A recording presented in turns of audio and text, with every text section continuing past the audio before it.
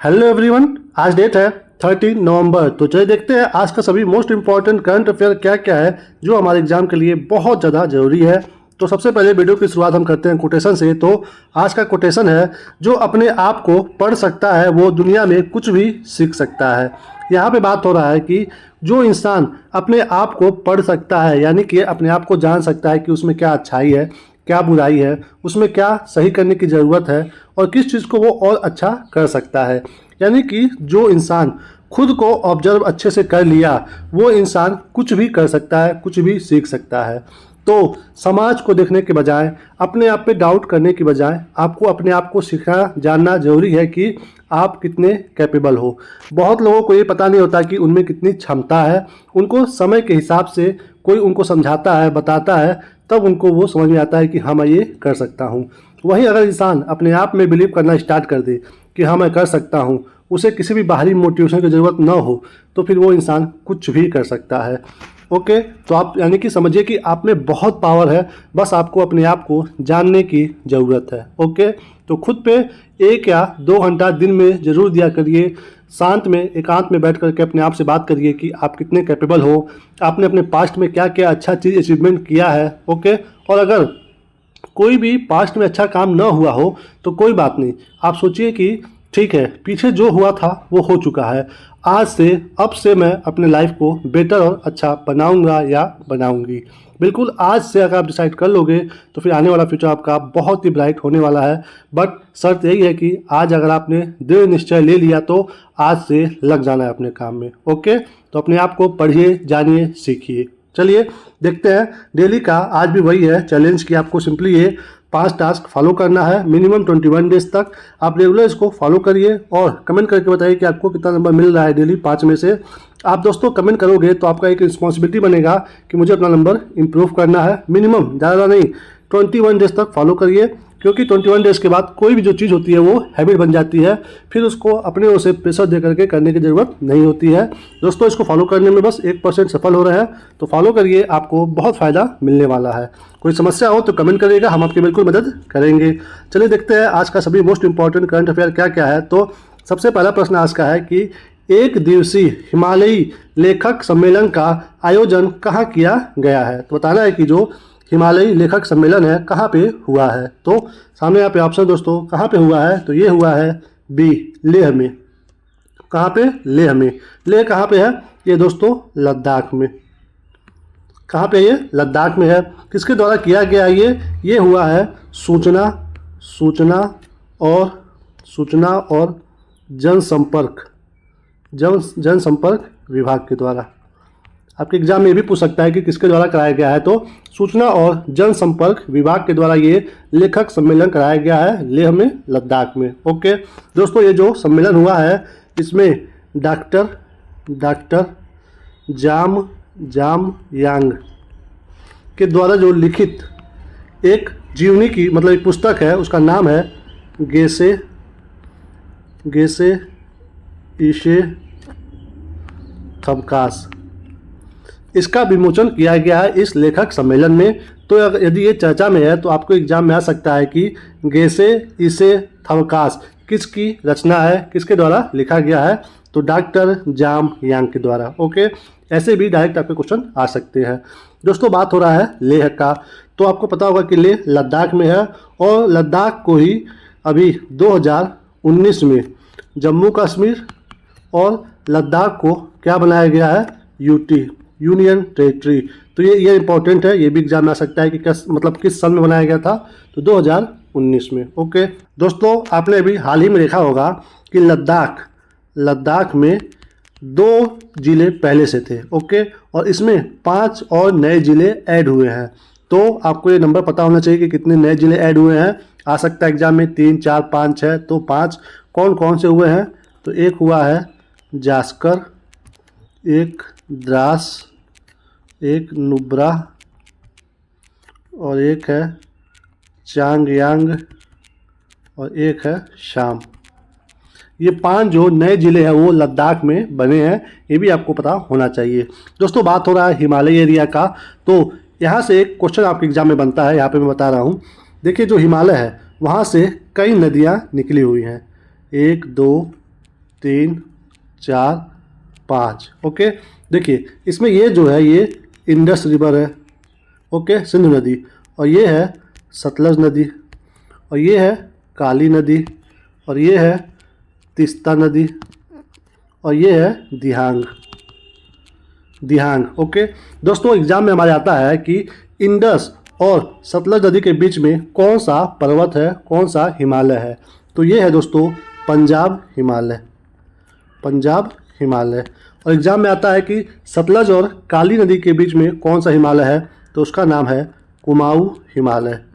दोस्तों एग्जाम में आता है इसलिए यहाँ पे अच्छे से बताया जा रहा है। ओके, उसके बाद काली और तीस्ता नदी के बीच में कौन सा हिमालय है, तो उसको बोलते हैं नेपाल हिमालय। और तीस्ता और दिहांग के बीच में कौन सा है, तो वो है असम हिमालय। आपके एग्जाम में क्वेश्चन आ सकता है, दो नदियों का नाम दे करके हिमालय पूछ दे, या फिर ये पूछ दे कि पंजाब हिमालय किन दो नदियों के बीच में है। तो ऐसे आपके एग्जाम में ऑप्शन होगा पेयर करके। तो आपको इसको मतलब ये जो मैप है ना, बस आप ये माइंड में रख लीजिए, 1-2 बार अपने कॉपी पे बना लीजिए। यहाँ से क्वेश्चन बार एग्जाम में आता है तो आप मतलब आसानी से इसको कर ले जाओगे।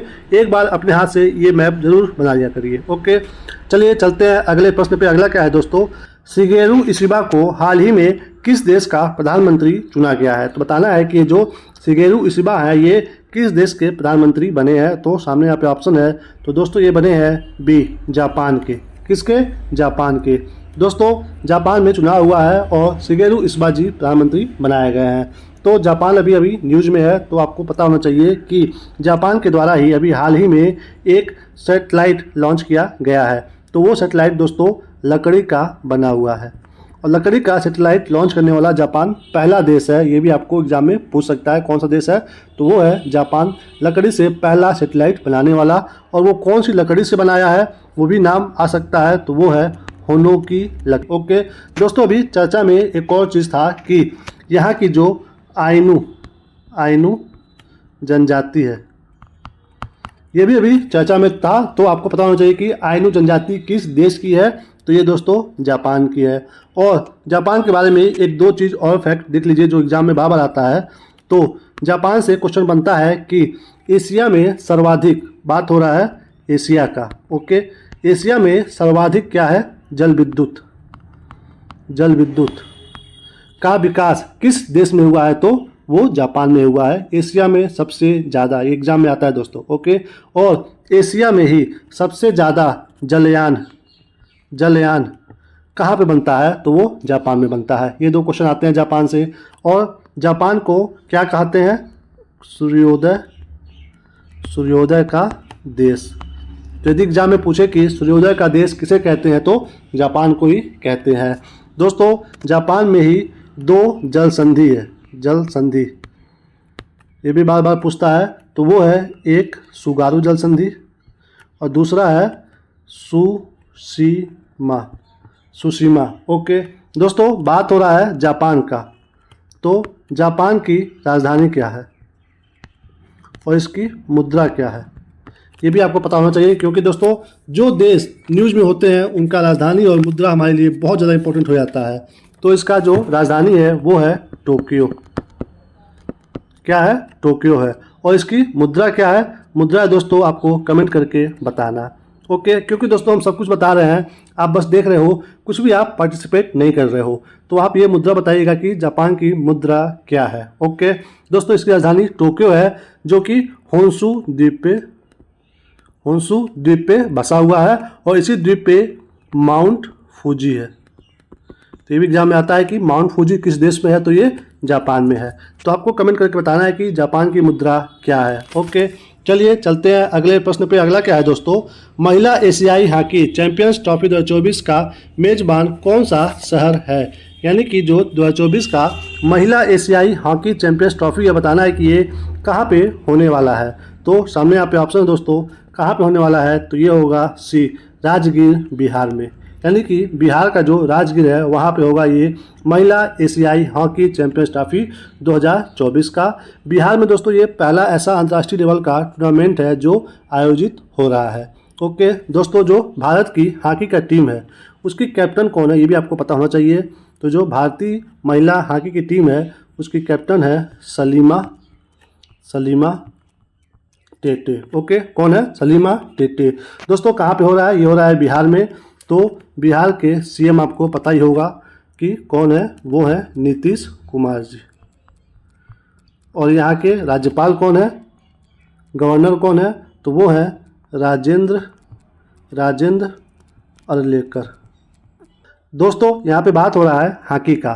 तो हमारे देश के हॉकी के जादूगर कौन है? हॉकी के जादूगर किसे कहा जाता है? तो मेजर ध्यानचंद जी को। और जो इन्हीं का जन्म दिवस है यानी कि 29 अगस्त, इसे हम लोग किस रूप में मनाते हैं? राष्ट्रीय खेल दिवस। तो एग्जाम में पूछे कि राष्ट्रीय खेल दिवस कब मनाया जाता है, तो 29 अगस्त को। इसी के दिन मेजर ध्यानचंद जी का जन्म हुआ था। इन्हें हम कहते हैं हॉकी का जादूगर। ओके, चलिए चलते हैं अगले प्रश्न पे। अगला क्या है दोस्तों? पंडित राम नारायण जिनका हाल ही में निधन हो गया है, किस क्षेत्र से जुड़े हुए हैं? तो ऐसे पर्सनालिटी जो हमारे बीच में नहीं रहते हैं, जिनका निधन हो जाता है, वो अभी चर्चा में है, तो हमारे एग्जाम में आने की संभावना ज़्यादा हो जाती है। तो नाम है पंडित राम नारायण जी। तो सामने यहाँ पे ऑप्शन दोस्तों, ये क्या थे, किस क्षेत्र से जुड़े हुए थे? तो ये दोस्तों संगीत से जुड़े हुए थे। संगीत में भी क्या दोस्तों? ये महान सारंगी वादक थे। क्या बजाते थे ये? सारंगी। आपके एग्जाम में सीधे पूछ सकता है कि पंडित राम नारायण जी का संबंध किस वाद्य यंत्र से था? तो वो सारंगी बजाते थे। ओके दोस्तों, बात हो रहा है सारंगी का। किसका? सारंगी का। तो सारंगी के जनक कौन है? तो इसके जनक हैं उस्ताद कमाल साबरी। ये है सारंगी के जनक। दोस्तों एग्जाम में कुछ भी आ सकता है। सारंगी मतलब दोस्तों क्या होता है? ऐसा वाद्य यंत्र जिसमें लगभग 100 धुन निकलते हो, ऐसे वाद्य यंत्र को बोलते हैं सारंगी। ओके दोस्तों, सारंगी की बात हो रहा है तो एक चीज़ और देख लीजिए। यहाँ पे क्वेश्चन आता है बार बार एग्जाम में कि तानसेन, नाम सुने होंगे आप, तानसेन, ये क्या बजाते थे? ये क्या बजाते थे? ये भी एग्जाम में बार बार पूछने वाला प्रश्न है ये। दोस्तों ये बजाते थे रबाब नाम का यंत्र। क्या नाम था? रबाब नामक यंत्र, जिसे हम लोग या तो रबाब बोलते थे या फिर रुद्र वीणा। आपके ऑप्शन में ज़्यादातर चांस है कि रबाब ही रहेगा। ऑप्शन में यदि रुद्र वीणा हो तो ध्यान रखिएगा, इसलिए हमने यहाँ पे भी दूसरा नाम भी उसका बता दिया है। दोस्तों बात हो रहा है सारंगी का। तो सारंगी से जुड़े फेमस लोगों का नाम यहाँ पे आप देख लीजिए। एक थे दोस्तों शकूर खान जी, और दूसरे वो बूदू खान। ये अगर नाम आपके एग्जाम में दिखे, शकूर खान या ये बुंदू खान, तो दोस्तों जान लीजिए कि ये सारंगी वादक हैं। बात हो रहा है यहाँ पे पंडित राम नारायण जी का। दोस्तों ये 96 वर्ष की आयु में इनका निधन हुआ है। कहाँ पे? महाराष्ट्र में हुआ है। और इनके जो निधन हुआ है तो इस पे जो महाराष्ट्र के गवर्नर हैं, क्या नाम है?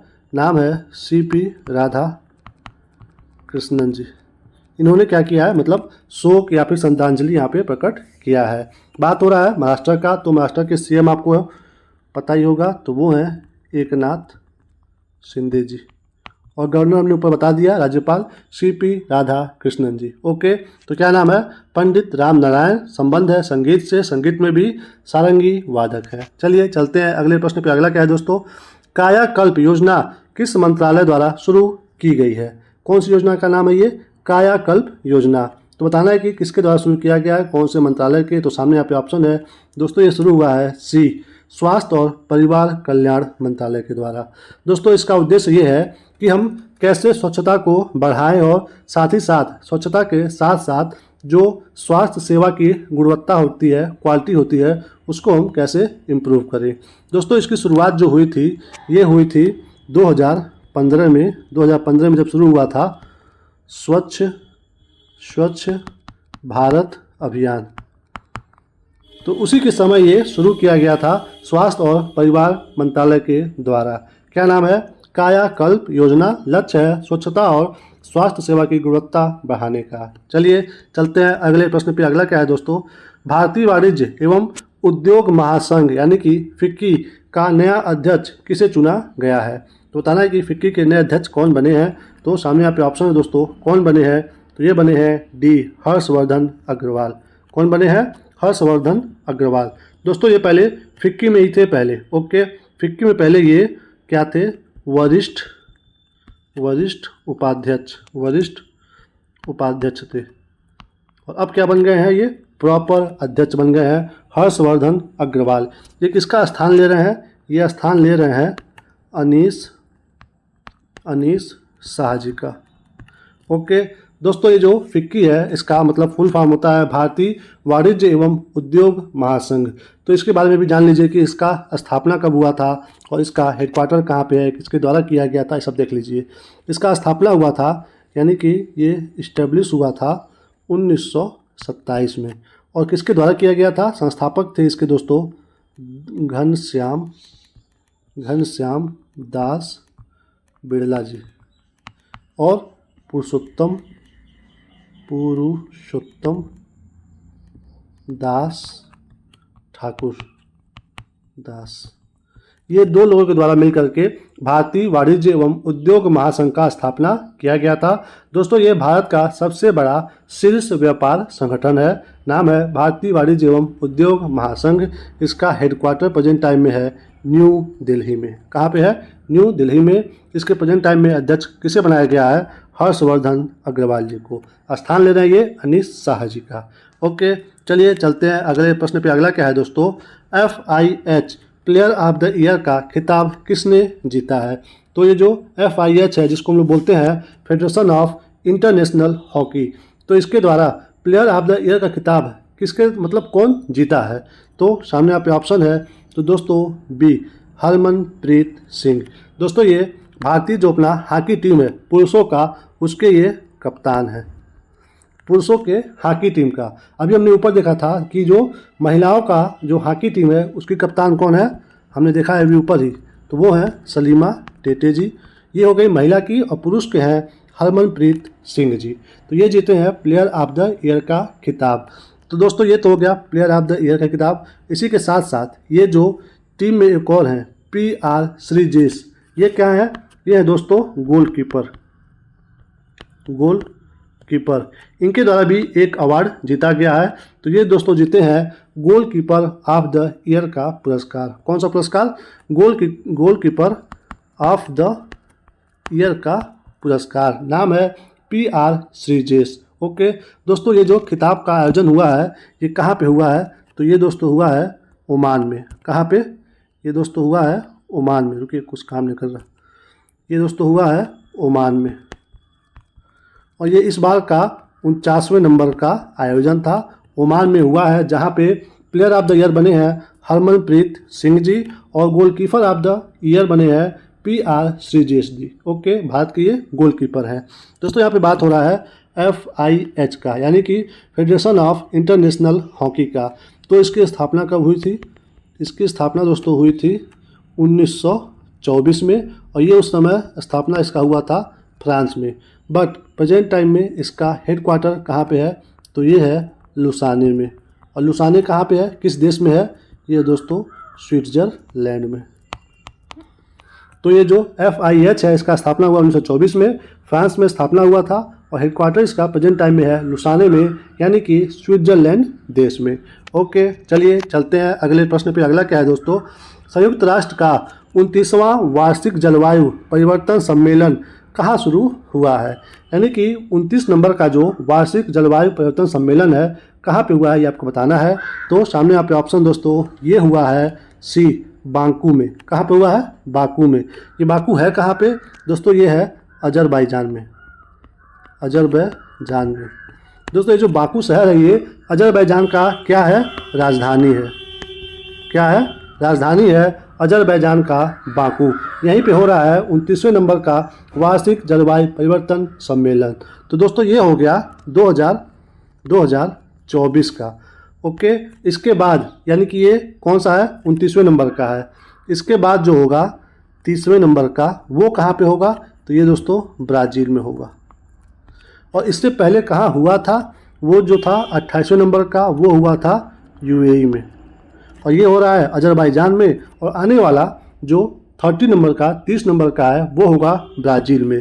दोस्तों इसको बोलते हैं COP, मतलब मतलब ये जो कॉन्फ्रेंस ऑफ पार्टी है, पार्टी मिलकर के यहाँ पे बात करती है वार्षिक जलवायु परिवर्तन सम्मेलन पे। दोस्तों इस बार का जो मुद्दा है कि हमें कैसे जो संवेदनशील देश है, जो विकसित धीरे हो रहे हैं, उनको हम कैसे वित्त का सहायता दे करके उनकी मदद कर सकते हैं, ताकि वो अपना क्या बोलते हैं ग्लोबल वार्मिंग, तापमान जो बढ़ रहा है वो 1.5 डिग्री सेल्सियस से हमें कम लेकर के आना है। इसी पे बात होता है कि हमें जलवायु को बचाना है तो ये जो तापमान है इसके नीचे लेकर के आना है पूरे दुनिया का। दोस्तों कहाँ पे हो रहा है ये मीटिंग? बाकू में हो रहा है, अजरबैजान में हो रहा है। तो अजरबैजान के बारे में आप जान लीजिए कि लोकतंत्र बनाने वाला या फिर बनने वाला ये पहला क्या है, मुस्लिम का मेजॉरिटी देश है। तो यदि आपके एग्जाम में पूछे कि लोकतंत्र बनाने वाला सबसे पहला मुस्लिम मेजॉरिटी देश कौन है, तो वह है दोस्तों अजरबैजान। कौन है? अजरबैजान, जिसकी राजधानी है बाकू।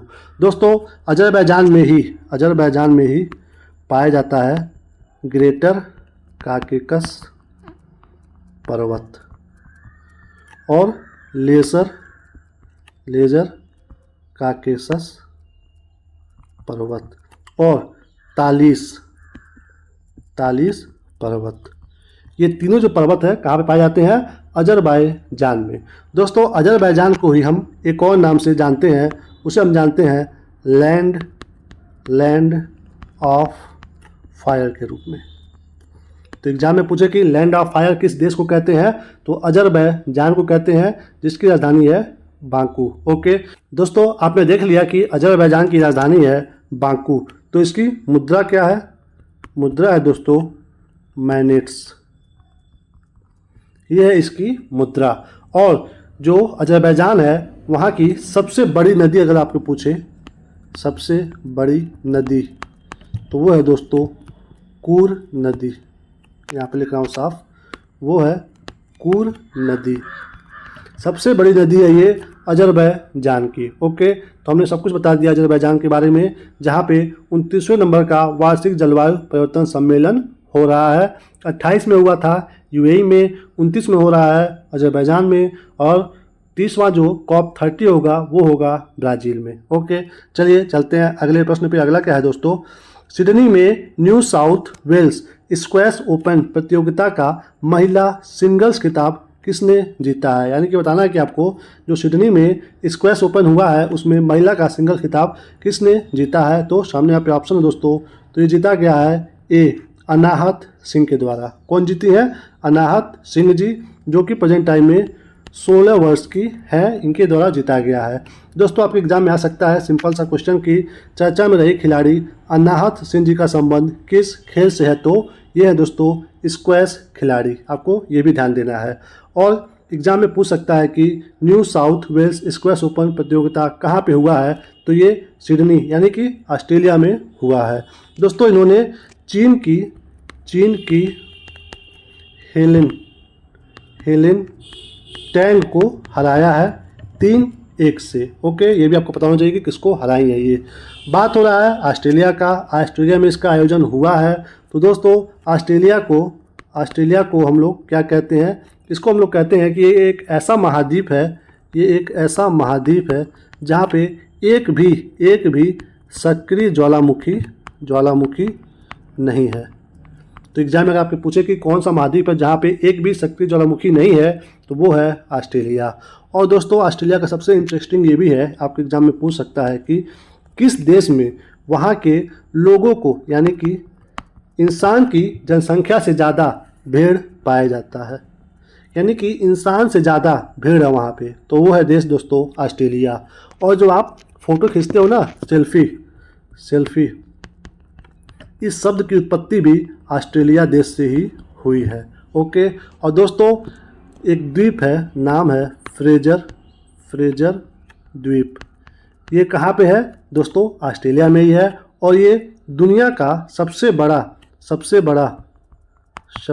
क्या है? ये रेत का द्वीप है, नाम है फ्रेजर द्वीप। कहाँ पे है? ऑस्ट्रेलिया में ही है।